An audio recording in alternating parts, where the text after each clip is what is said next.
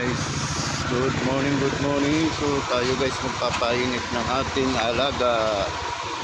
Ayan, yung ating mga alaga. Painitin muna natin yung ating mga babies. Ating apat na babies. Ayan, guys. Lagi na nakatambay yung iba. Ayun, namatay na yung naglobat na siguro si Ismasil Blue. Ayan. Hirap pag hindi lagi na papandar.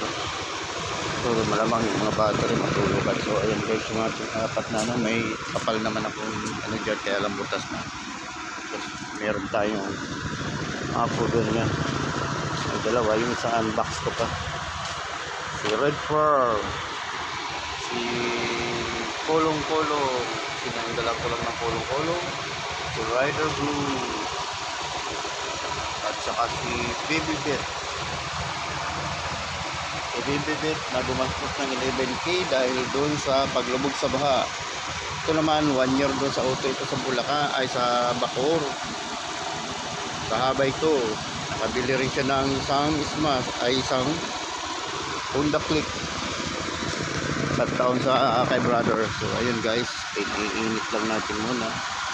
Tapos tayo babiyahin naman mamaya. Ayan.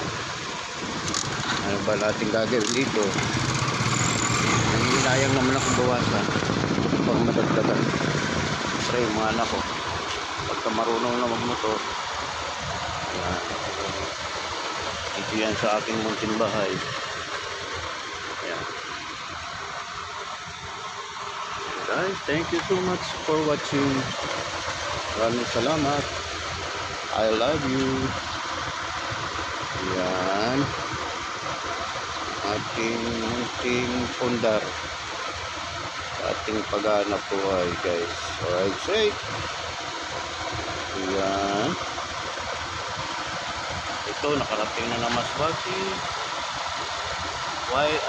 Tatlong bisis na Rider Blue. Ito Mindoro twice. Ito Masbate and Mindoro. Ito naman ay Pangasinan o Norte, nakarating na yan. Of course sa South. So guys, thank you so much sa inyong panonood. Maraming salamat.